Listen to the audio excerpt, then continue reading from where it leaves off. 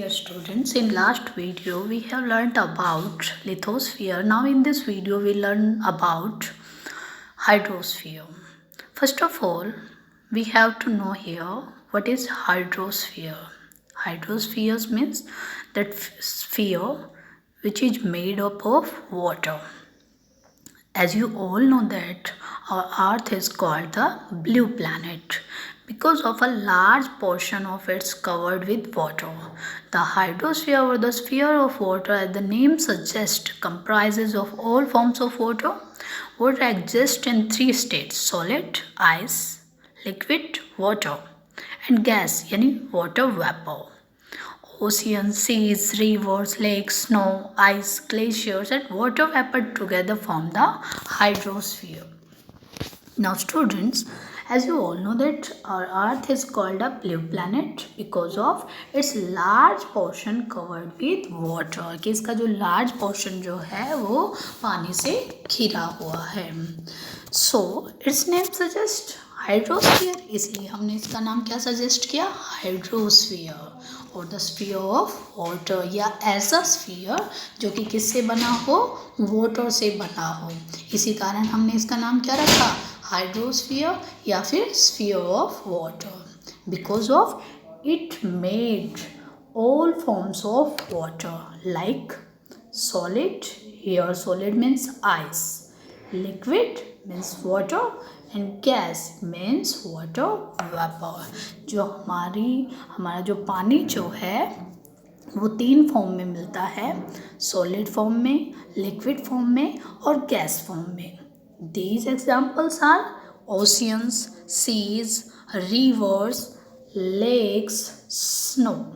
ठीक है, here oceans, seas, rivers and lakes are the example of liquid water, and snow, ice, glacier are the example of our solid form of water, and the water vapor is here denote gas water, यानी कि gas form को denote करता है यहाँ पर. तो इस तरीके से जो ओशियन है, सीज हैं, रिवर्स हैं, लेक्स हैं, snow, ice, glacier, water vapour, ये सारे ही मिलकर हमारे हाइड्रोस्फीयर को बनाते हैं. ठीक है.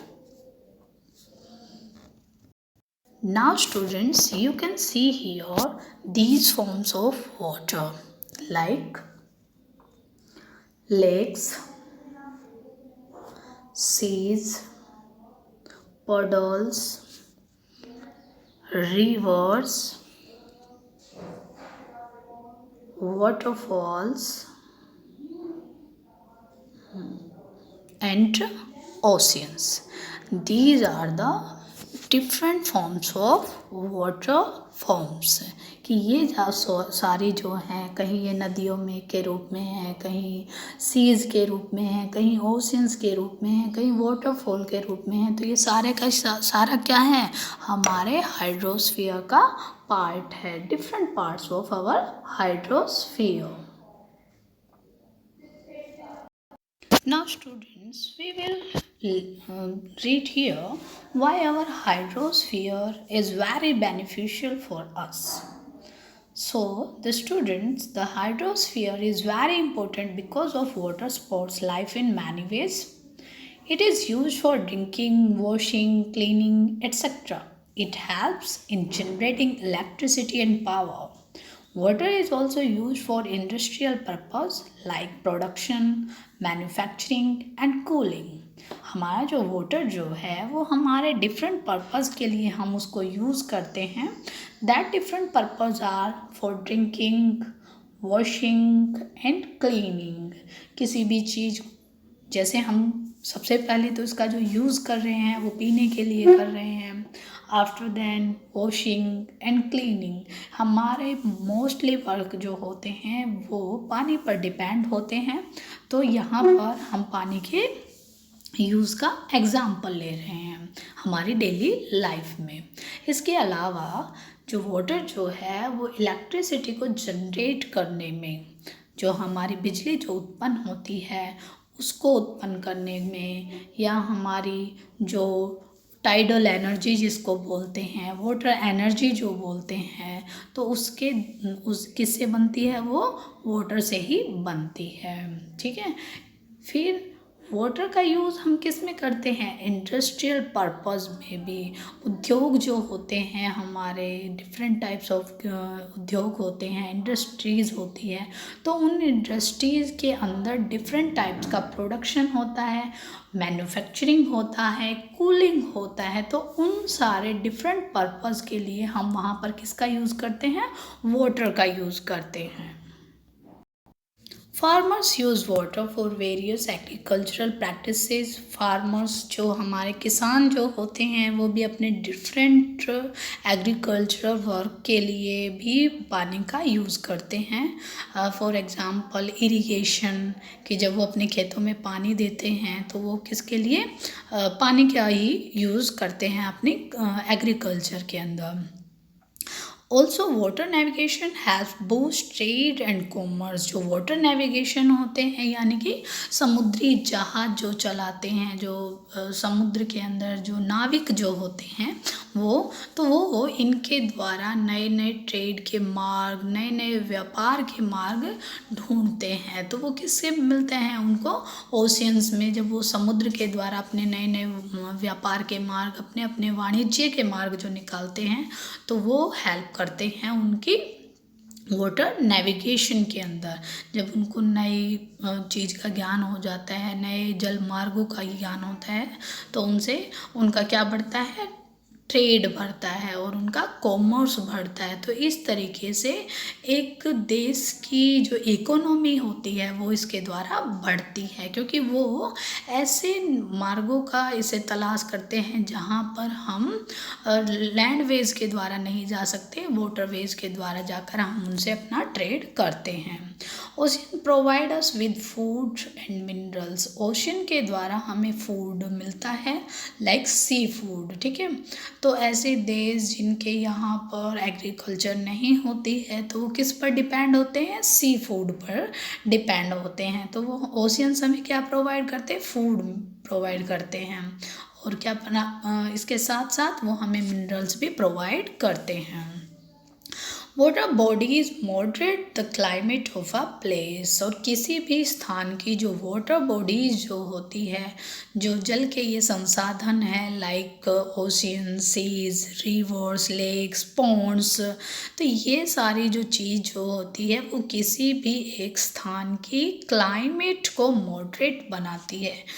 कोई भी जगह ऐसी जो पानी के आसपास स्थित होगी तो वहाँ की जो क्लाइमेट होगी वो मॉडरेट होगी। मॉडरेट का मतलब समान होगी, ना वहाँ पर गर्मियों में ज़्यादा गर्मी होगी और ना ही सर्दियों में ज़्यादा सर्दी होगी।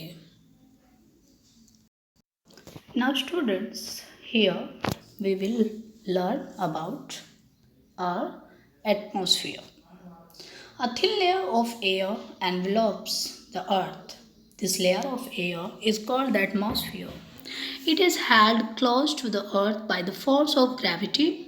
The atmosphere contains many gases like oxygen, nitrogen, and carbon dioxide. It also contains dust and water vapor.